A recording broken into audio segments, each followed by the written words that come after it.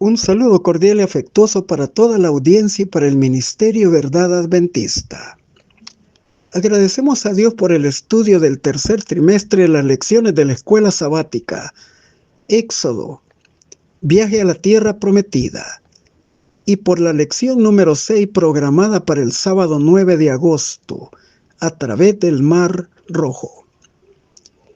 Pero Moisés dijo al pueblo: no teman, manténgase tranquilos y verán la salvación del Señor que les dará hoy.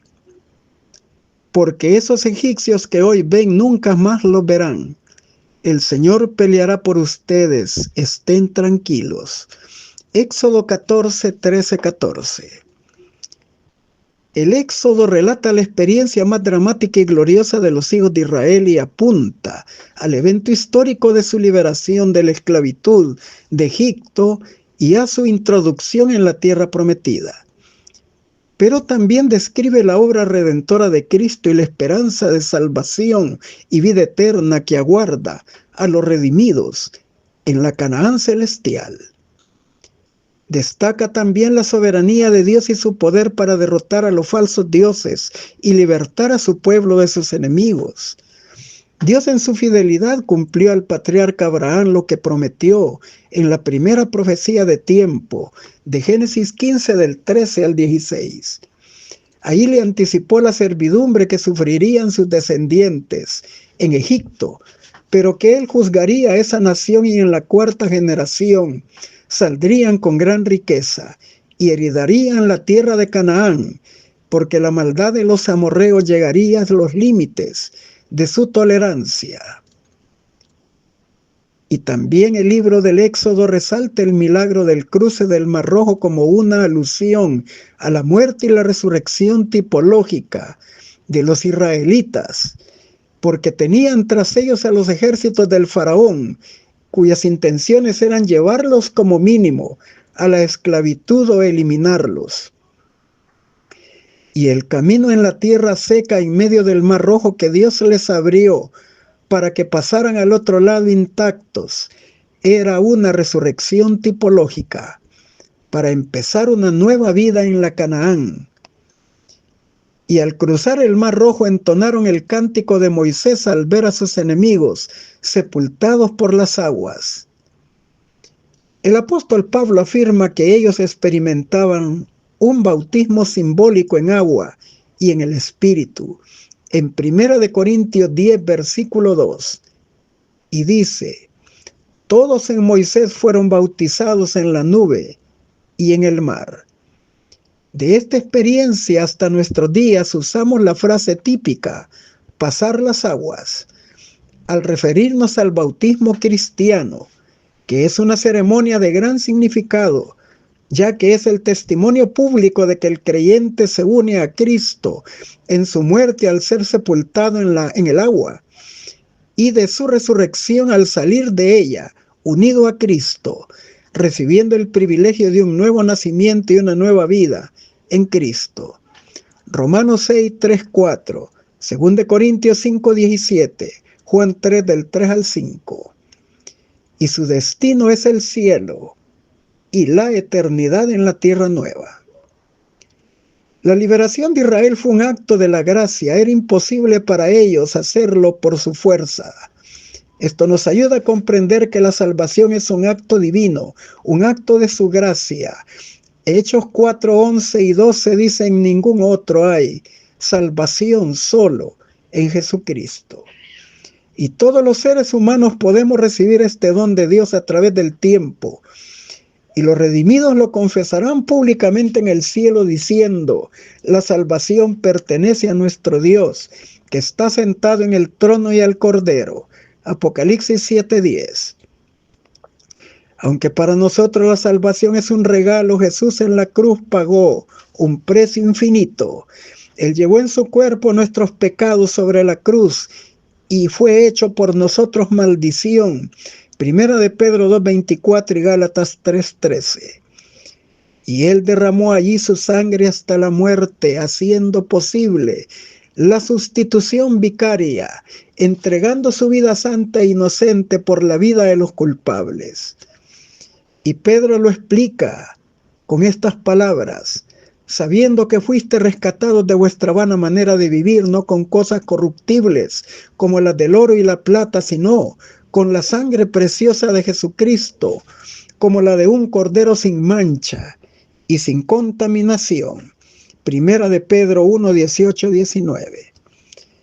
Podemos ver lo espectacular y asombroso que fue la liberación de Israel en el cruce del Mar Rojo, pero aún así no son comparables con lo que Cristo hizo por nosotros en la cruz. Y ante esto, el drama del Éxodo se presenta como una mera prefiguración. Hoy estudiaremos 3 temas sobre la salida del pueblo de Israel de Egipto. Número 1. El anuncio de la liberación en la celebración de la Pascua. 2. La orden de marcha, el cruce del Mar Rojo y la victoria sobre los enemigos. Y número 3. Los cánticos de Moisés y de María, finalizando, como es nuestra costumbre, con las aplicaciones pertinentes. Comencemos con el anuncio de la liberación en la celebración de la Pascua.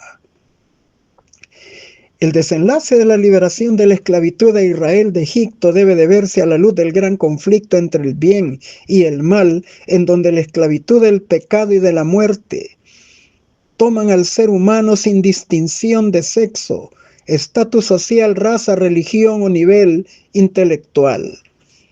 Y el salario que el pecado demanda es la muerte eterna. Ezequiel 18:4, Romanos 6:23. El primer anuncio de la liberación de Israel fue en la noche de la Pascua. Dios libró del juicio retributivo contra la maldad de los egipcios a todos los primogénitos de Israel, cuando se ejecutó la 10ª plaga, porque sus hogares estaban señalados con la sangre del cordero inmolado de la Pascua, como un representativo del poder de la sangre de Jesucristo. Éxodo 12, 1 al 12. Primera de Corintios 5, 7, Efesios 1, 7. Pero los hogares que no estaban cubiertos por la sangre del Cordero Pascual sufrieron la muerte de sus primogénitos humanos y de sus animales, comenzando con el hogar del faraón hasta el de los esclavos. El orgullo del faraón estaba por los suelos y ante el impacto de las muertes, el faraón dio permiso para que Israel se fuera de Egipto. Moisés registra una extraña petición del faraón: y bendíganme a mí o rueguen a Dios por mí. Versión Dios habla hoy. Vemos que esta expresión no era sincera, era, por así decirlo, el reconocimiento, aunque sea a regañadientes, de la existencia y de la superioridad del Dios de Israel sobre las fuerzas de la naturaleza que ellos deificaban y adoraban, y sobre la vida de las personas, incluyendo la suya propia, ya que el faraón era considerado uno de esos dioses egipcios. Y se vuelve paradójico analizar que su petición era vana, porque Dios no podía bendecirlo en abierta rebelión contra él y desafiando su autoridad. Faraón no se había arrepentido de su persistente pecado.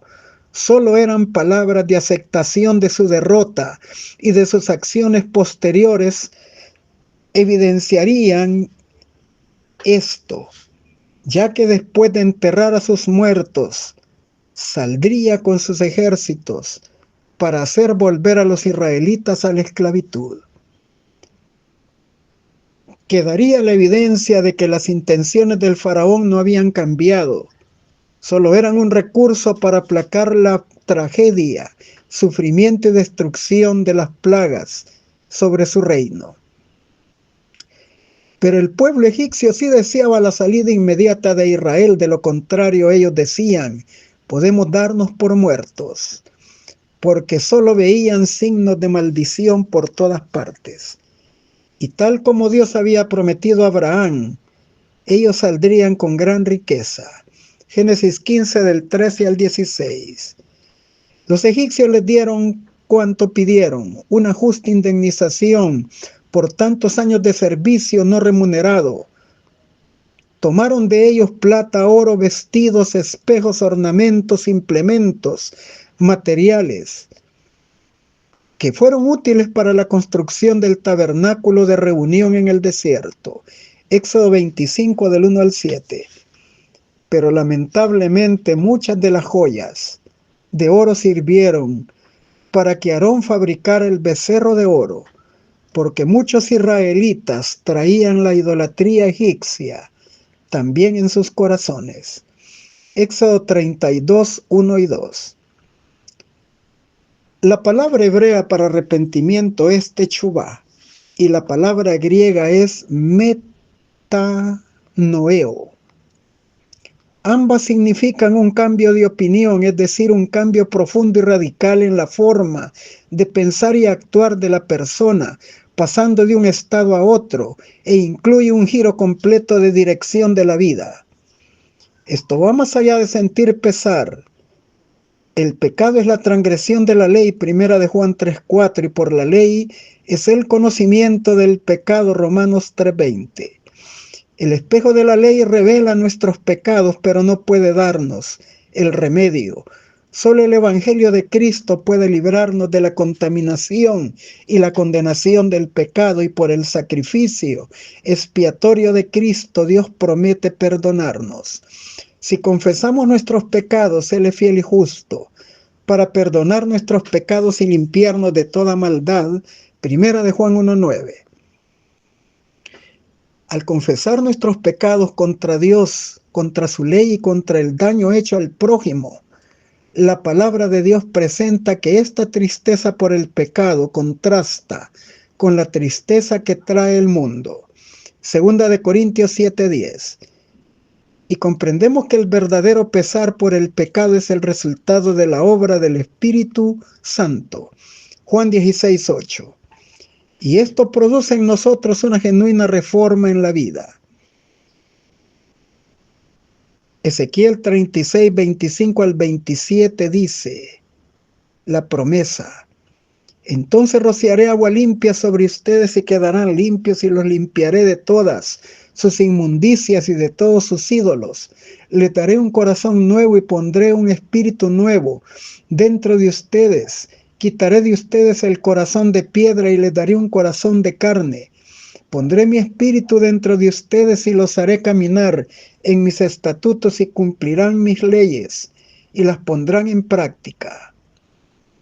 Pero lamentablemente esta no fue la experiencia del faraón.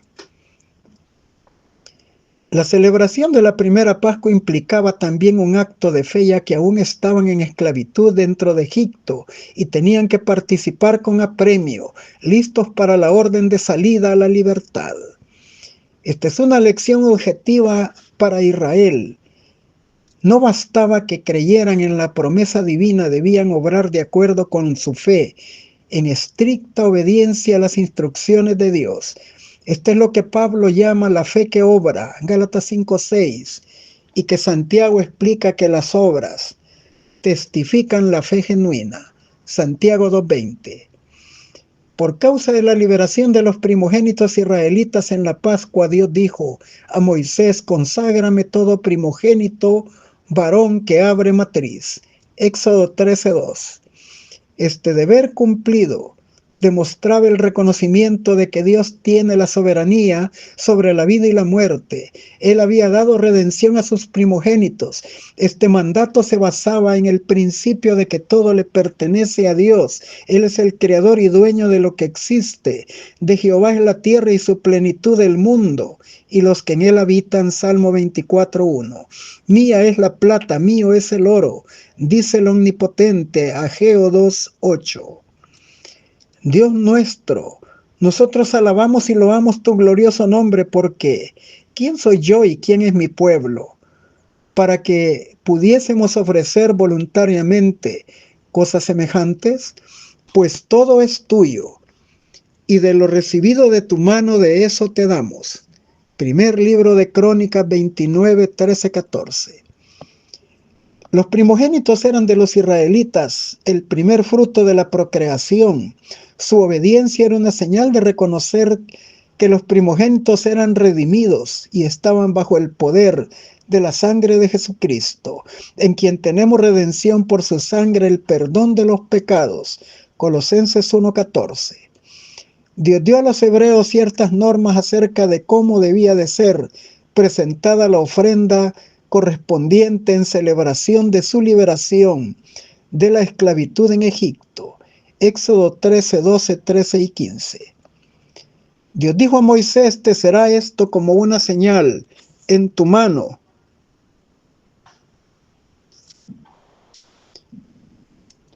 Y como un memorial delante de tus ojos, para que la ley de Jehová esté en tu boca, por cuanto con mano fuerte te sacó Jehová de Egipto.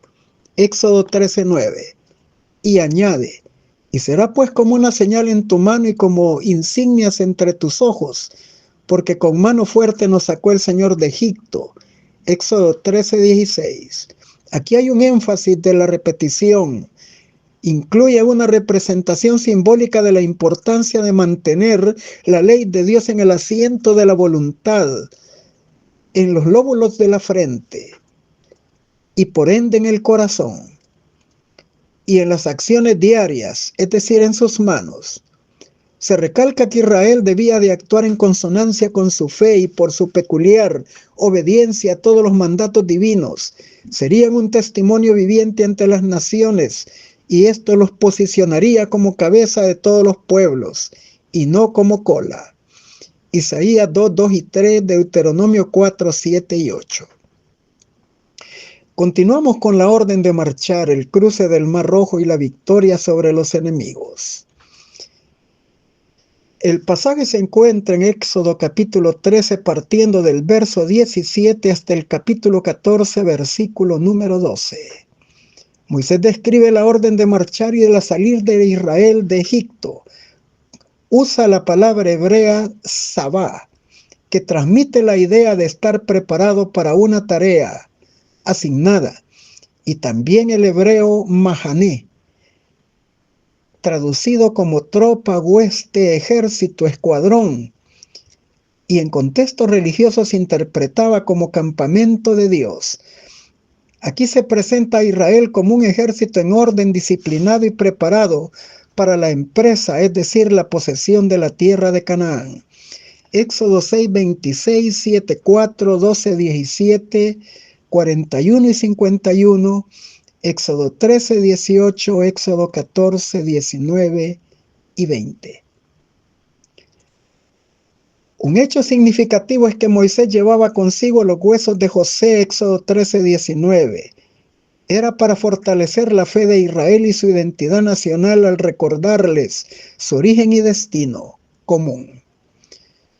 Era un recuerdo de la confianza que José tuvo en la fidelidad de Dios de cumplirle lo prometido a Abraham, a Isaac y a Jacob, de darles la tierra prometida. Sus huesos testificaban de los actos redentores de Dios, al liberarlos de la esclavitud de Egipto, al hacerlos una nación libre con leyes y estatutos y una tierra.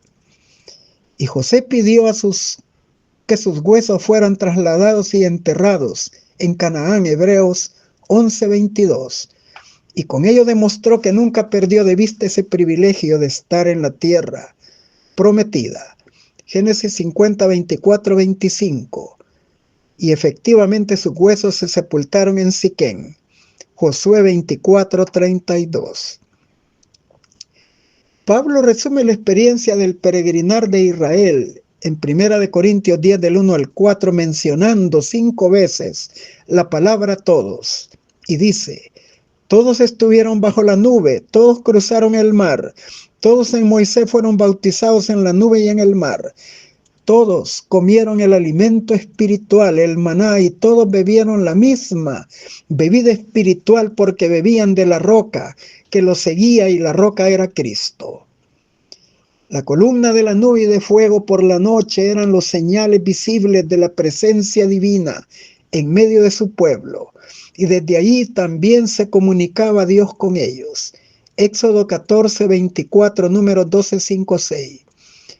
Por su parte, el faraón, después de enterrar a sus muertos, reunió al ejército y fueron tras los esclavos fugitivos.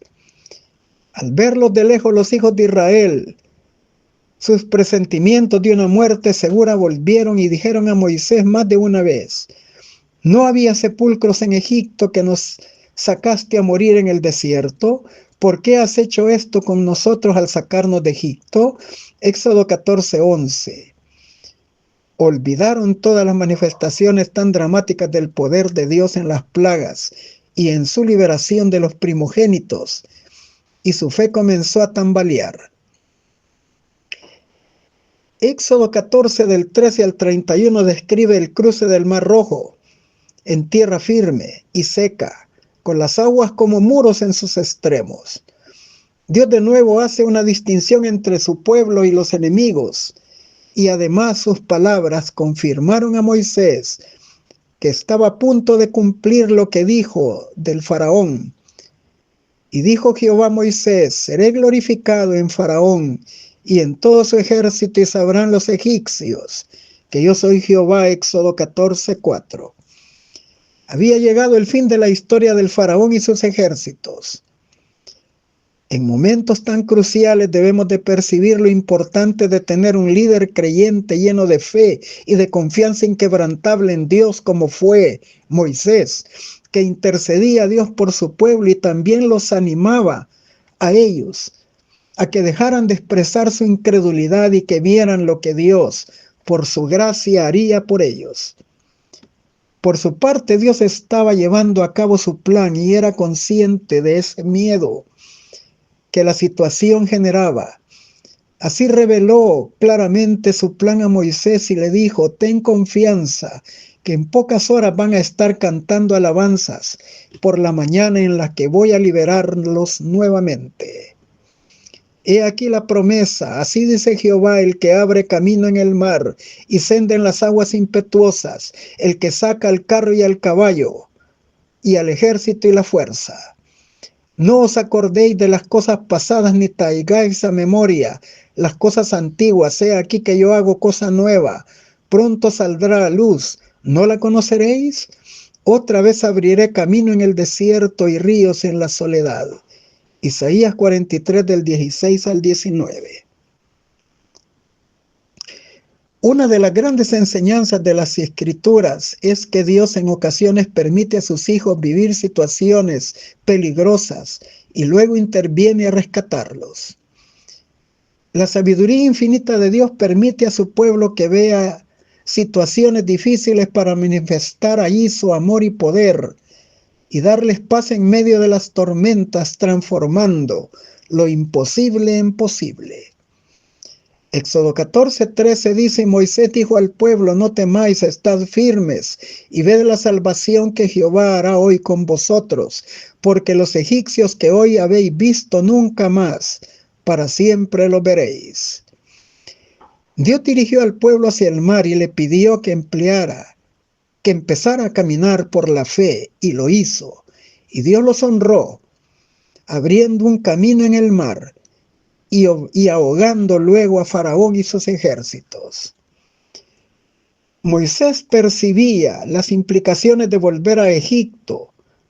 La fachada de deleitosos manjares era el disfraz de la crueldad de la esclavitud.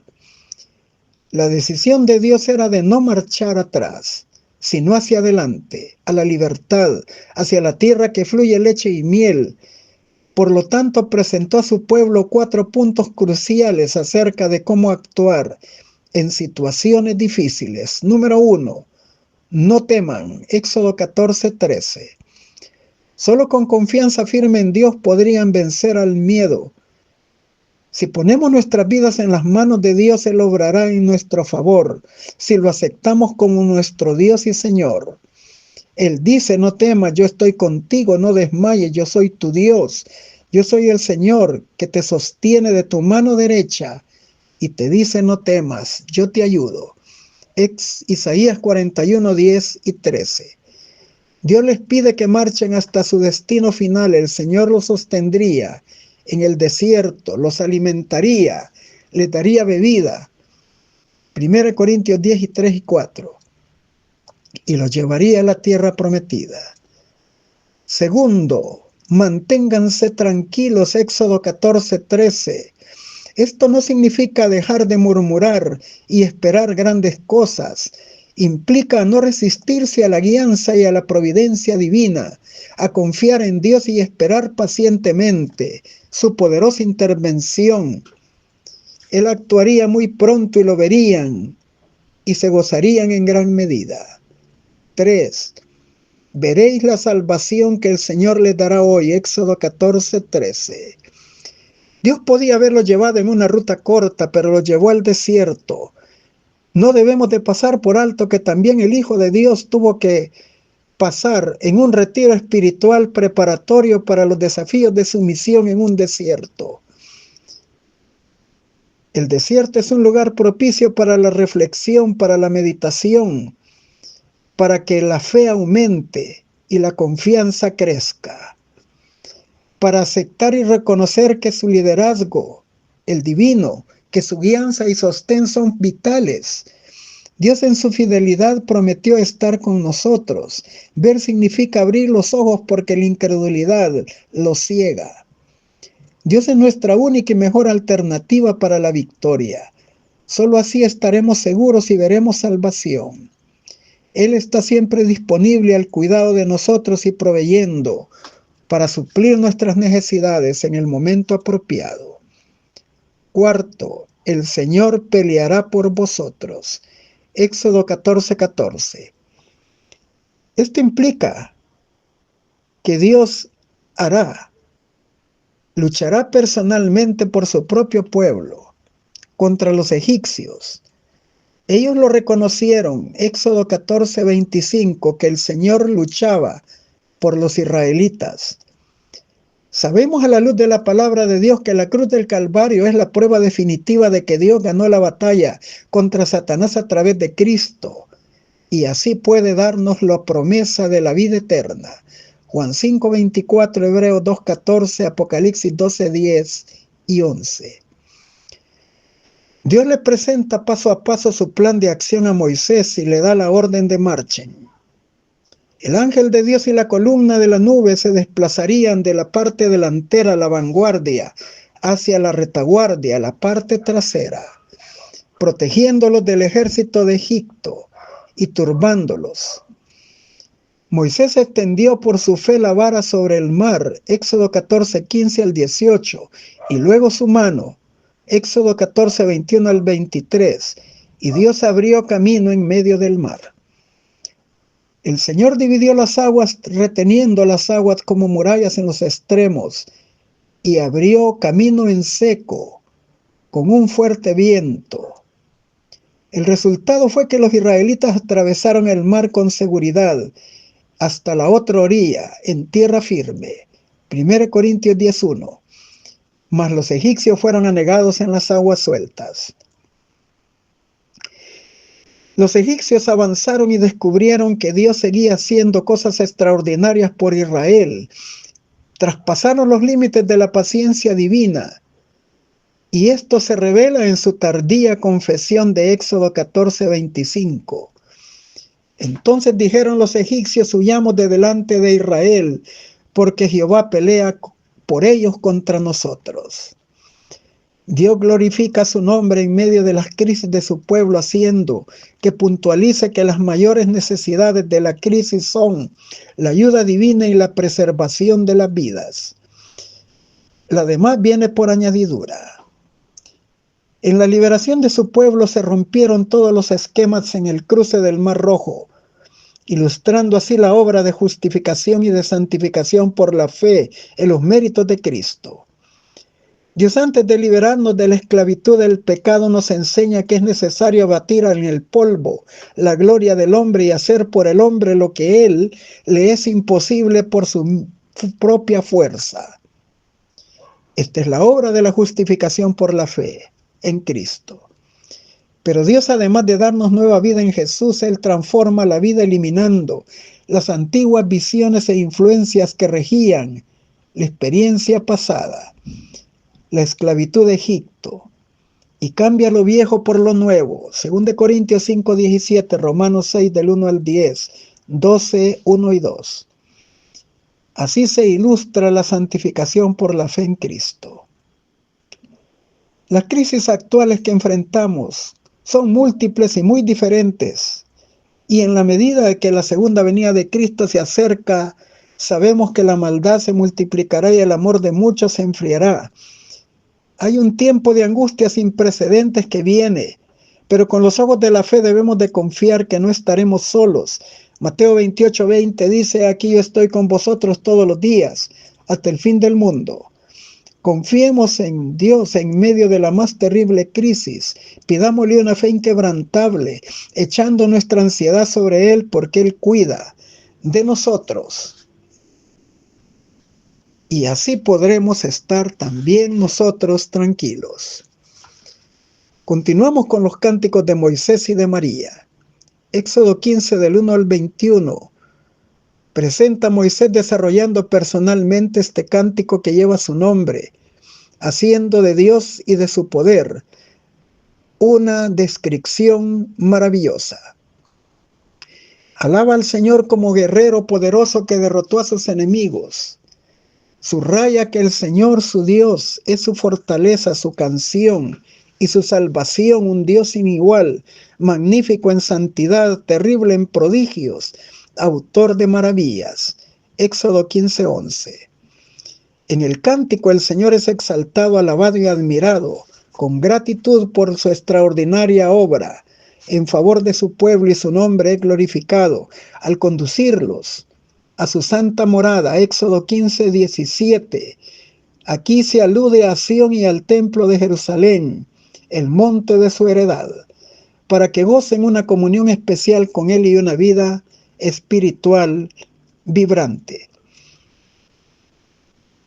Es un cántico de gratitud por la victoria en la liberación del faraón y sus ejércitos en el Mar Rojo.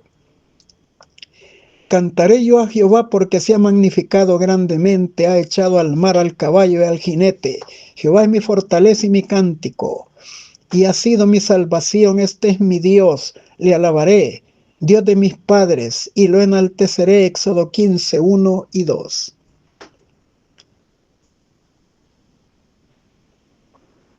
Exalta la victoria del Señor sobre el faraón y sus ejércitos, celebrándose como una victoria completa para Israel, y a lo largo de la historia y hasta el día de hoy, ellos la reviven siempre.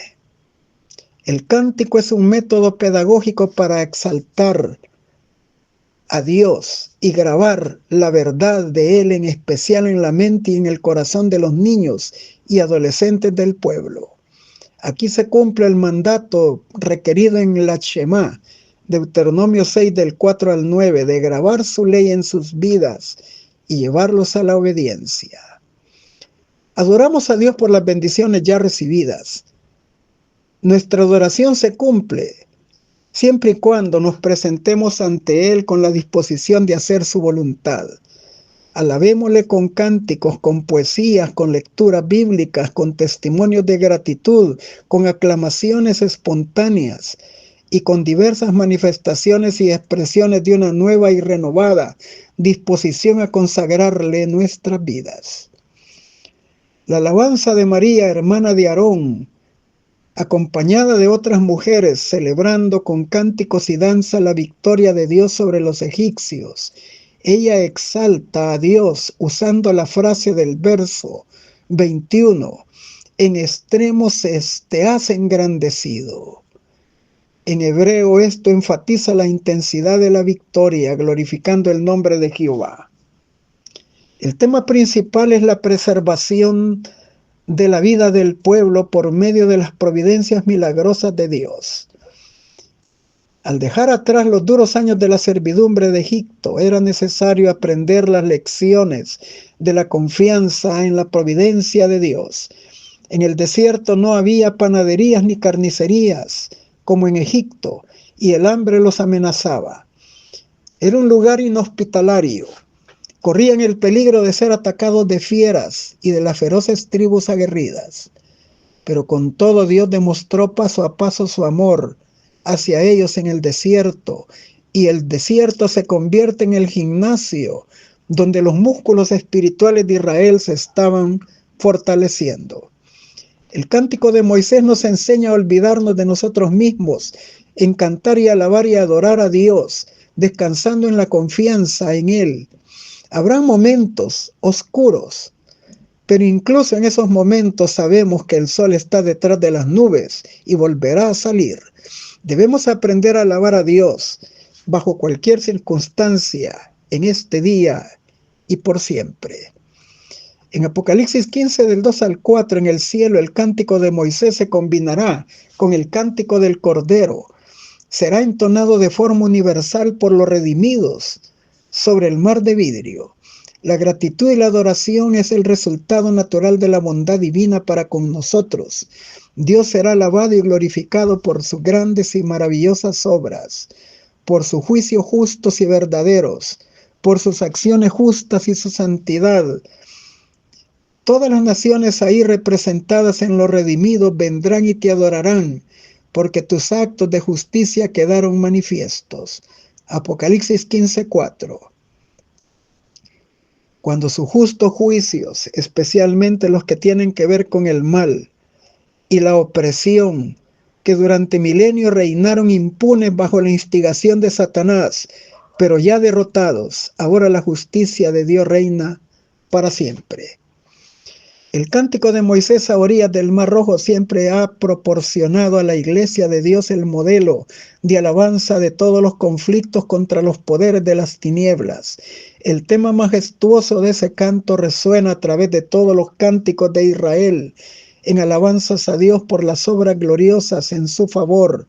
Finalmente, el cántico de Moisés, siervo de Dios, será cantado otra vez, con el himno del Cordero inmolado y digno, por los héroes de la fe que están sobre el mar de vidrio, como vencedores de la bestia, de su imagen, de su marca y el número de su nombre. Apocalipsis 15:3. Finalizamos con las aplicaciones pertinentes.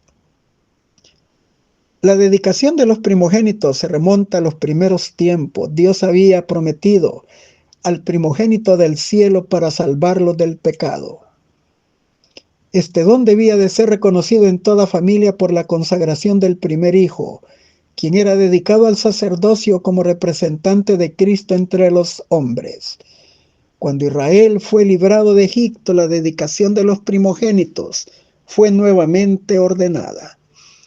Deseado de todas las gentes, 34. En la manifestación de Dios a su pueblo, la luz había sido siempre símbolo de su presencia. A la orden de la palabra creadora, Dios sacó de las tinieblas luz. La luz fue envuelta en la columna de nube de día y en la columna de fuego de noche para guiar a las numerosas huestes de Israel. La luz brilló con tremenda majestad alrededor del Señor en el Sinaí, y la luz descansó sobre el propiciatorio del arca del tabernáculo. La luz llenó el templo de Salomón al ser dedicado. La luz brilló en las colinas de Belén cuando los ángeles anunciaron a los pastores la venida del Mesías y del mensaje de la redención. Deseado de toda la gente, 429. En Egipto se esparcía la noticia de que los hijos de Israel, en vez de detenerse a adorar en el desierto, iban hacia el Mar Rojo. Los consejeros del faraón manifestaron al rey que sus esclavos habían huido para nunca volver. El pueblo se desploró en locura de haber atribuido la muerte de los primogénitos al poder de Dios. Los hombres grandes, reponiéndose de sus temores, explicaron las plagas como causas naturales. ¿Cómo hemos hecho esto de haber dejado ir a Israel para que no nos sirva? Era su amargo clamor. Patriarcas y Profetas 288-289.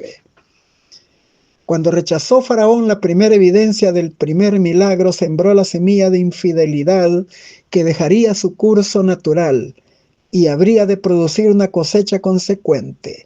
Al rey no lo convencería ninguna operación de poder divino. Endureció su corazón y prosiguió paso a paso en su camino de incredulidad, hasta que por todo el vasto reino de Egipto murieron los primogénitos, orgullo de cada hogar. Después de esto salió presuroso con su ejército a perseguir a Israel, procurándolo traerlos de vuelta a la esclavitud. Pero eran un pueblo librado por el brazo de la omnipotencia. Estaba luchando contra un poder mayor que cualquier otro poder humano y pereció con sus huestes en las aguas del Mar Rojo. El Cristo triunfante 105. El Señor nos envía advertencias, consejos y reproches para tener la oportunidad de corregir los errores antes que se conviertan en una segunda naturaleza. Pero si rehusamos su corrección, no interviene para contrarrestar las tendencias de nuestra propia conducta. No hace un milagro para que no brote y produzca fruto la semilla sembrada. Aquel hombre que se muestra temerariamente infiel y manifiesta indiferencia ante la verdad divina, recoge la cosecha de lo que él mismo ha sembrado. Esta ha sido la experiencia de muchos. Escuchan con estoica indiferencia las verdades que una vez conmovieron sus almas. Sembraron descuido, indiferencia y resistencia a la verdad. Y esta es la cosecha que ahora realizan. La frialdad del hielo, la dureza del hierro, la naturaleza impenetrable de la roca. Todo esto encuentra una equivalencia en el carácter de muchos cristianos profesos. Así fue como el Señor endureció el corazón del faraón. Dios habló al rey de Egipto por boca de Moisés, dándole la evidencia más notable del poder divino, pero el monarca tercamente rehusó oír la luz que había conducido al arrepentimiento. Dios no envió un poder sobrenatural para endurecer el corazón del rey rebelde. Pero como el faraón resistió la verdad, el Espíritu Santo se retiró y lo dejó en las tinieblas de su incredulidad que había elegido. Los hombres se separan de Dios al rehusar la influencia del Espíritu. Él no tiene en reserva ningún agente más poderoso para iluminar sus mentes. Ninguna revelación de su voluntad puede alcanzarlos en su incredulidad. Mente, carácter y personalidad, tomo 1, 48-49. Mis hermanos, ojalá pudiera ser claro en vuestros sentidos, entenebrecidos el peligro en que os encontráis. Cada acto bueno o malo prepara el camino para repetirse. ¿Cuál fue el caso del faraón? La Sagrada Escritura declara que Dios endureció su corazón y esta declaración se repite cada vez que la luz brillaba al manifestar el poder divino. Cada vez que rehusó someterse a su voluntad y su corazón endureció más y se hacía menos sensible al Espíritu de Dios. Sembró semillas de obstinación y Dios permitió que echaran raíces. Pudo haberlo impedido por un milagro, pero no era su plan. La dejó crecer y producir la cosecha según su especie, comprobando la veracidad de la Biblia al decir: todo lo que el hombre sembrare también segará. Si un hombre siembra dudas, segará dudas. Al rechazar la luz primera y todo rayo subsiguiente, el faraón progresó de dureza en dureza, hasta que los fríos cuerpos inertes de los primogénitos detuvieron su incredulidad y obstinación solo por un momento, y luego determinado no accedería al propósito divino, siguiendo su curso voluntarioso hasta quedar envuelto en las aguas del Mar Rojo. El caso quedó registrado para el beneficio nuestro. Precisamente lo que ocurrió en el faraón se lleva a cabo en cada alma que olvida atesorar la luz y andar en sus rayos. Dios no destruye a nadie, es el pecador quien se destruye a sí mismo por su propia impenitencia. Cuando una persona desatiende las invitaciones y reprensiones y amonestaciones del Espíritu Santo, su conciencia se cauteriza. Al ser amonestado una vez más, le será más fácil desobedecer que antes, y así sucesivamente ocurrirá lo mismo. La conciencia es la voz de Dios, la cual se escucha en las pasiones humanas. Cuando se resiste, se contrista al Espíritu Santo. Queremos que todos comprendan la manera en que un alma se destruye. No es Dios quien expide un decreto declarando al hombre que no se salvará. No envía una oscuridad impenetrable para la vista, pero el hombre resiste las sugerencias del Espíritu de Dios.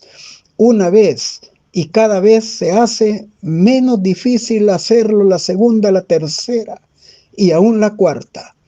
Y luego viene la cosecha producida por las semillas de incredulidad y resistencia. Oh, qué cosecha más grande de indulgencia pecaminosa está siendo preparada para la hoz.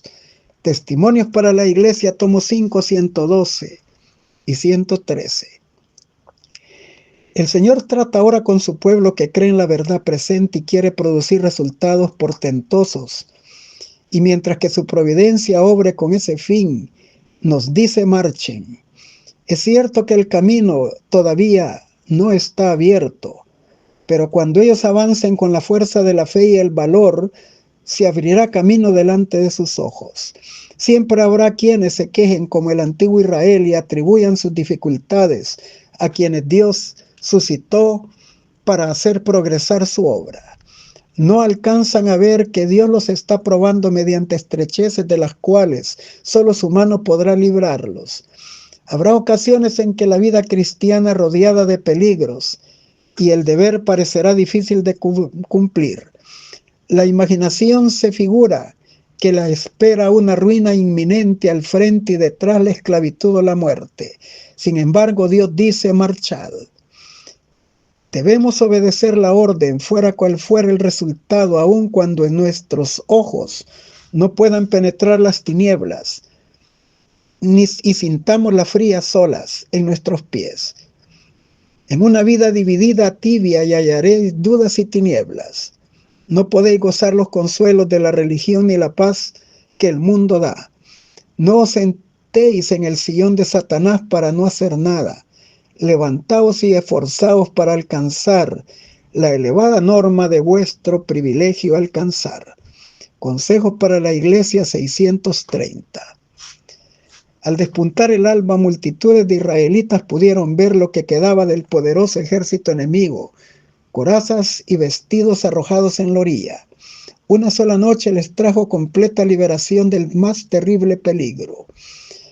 Aquella desamparada multitud de esclavos no acostumbrados a batalla, mujeres, niños y ganado, que tenían el mar al frente y al poderoso ejército egipto a sus espaldas, habían visto una senda abierta a través de las aguas y a los enemigos derrotados en el momento en que declaraban su triunfo. Jehová solo los había libertado, y elevaron con ferviente gratitud en sus corazones sus emociones en cánticos de alabanza. El Espíritu de Dios se posó sobre Moisés, quien dirigió a su pueblo en un triunfante himno de acción de gracias, el más antiguo y el más sublime que el hombre conoce. Cantaré yo a Jehová porque se ha magnificado grandemente, echando al mar al caballo y al jinete. Patriarcas y Profetas 292.